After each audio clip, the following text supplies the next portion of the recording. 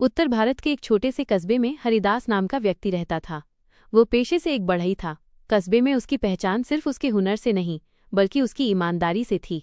लोग कहते थे कि अगर हरिदास के पास अपना सामान छोड़ दो तो वो सालों बाद भी जस का तस मिलेगा। हरिदास का जीवन साधारण था।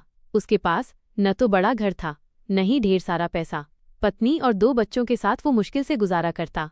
कभी कभी खाने के लिए भी उधार लेना पड़ता, लेकिन गरीबी के बावजूद उसने कभी झूठ नहीं बोला, किसी का हक नहीं छीना और न ही गलत रास्ता अपनाया। घटना जिसने सब बदल दिया। एक दिन कस्बे में रहने वाला ठाकुर प्रताप सिंह अपनी नई कोठी बनवा रहा था।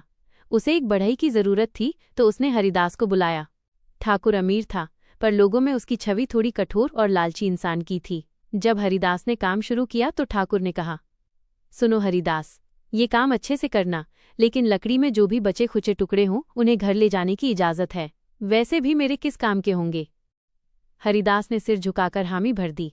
कुछ दिनों तक सब ठीक चलता रहा। एक शाम जब हरिदास काम खत्म करके घर लौट रहा था, तभी उसे लकड़ी के ढेर के बीच एक छोटा सा संदूक मिला। उसने सोचा शायद ये भी बेकार सामान होगा, लेकिन जब उसने उसे उठाया तो वो भारी निकला। घर जाकर जब उसने संदूक खोला तो उसके होश उड़ गए। उसमें सोने के गहने, चांदी के सिक्के और कुछ 1000 रुपए नकद रखे हुए थे। ये देख उसकी पत्नी बोली, अरे ये तो भगवान की माया है। हमें इतने सालों से गरीबी में रखा, अब शायद किस्मत बदलने का वक्त आ गया। लेकिन हरिदास गहरी सोच में डूब गया। उसने कहा, नहीं, ये हमारा नहीं है, ये जरूर ठाकुर का होगा। अगर मैं इसे रख लूं तो पैसे तो मिल जाएंगे, लेकिन मेरी आत्मा मुझे कभी माफ नहीं करेगी। ईमानदारी ही मेरी असली पहचान है। पत्नी ने थोड़ी नाराजगी जताई, लेकिन हरिदास अपने फैसले पर अडिग रहा।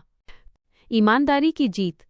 अगली सुबह हरिदास संदूक लेकर ठाकुर के घर पहुंचा और बोला, ठाकुर साहब, ये संदूक आपके लकड़ी के ढेर में मिला था। इसमें गहने और पैसे रखे थे। मैंने सोचा कि इसे तुरंत आपको लौटा दूं। ठाकुर पहले तो चौंक गया। उसने सोचा, इतना सारा खजाना कोई और होता तो चुपचाप रख लेता। उसकी आंखों में नमी आ गई। उसने कहा, हरिदास, सच कहूं तो ये संदूक मेरे लिए भी बहुत मायने रखता है।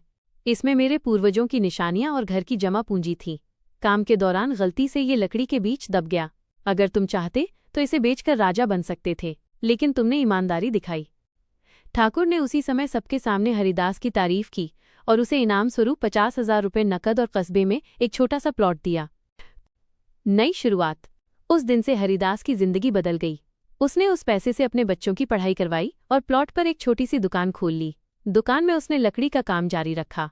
लोग दूर दूर से उसके पास काम दिलवाने आने लगे, क्योंकि अब उसकी ईमानदारी की कहानी पूरे कस्बे में फैल चुकी थी।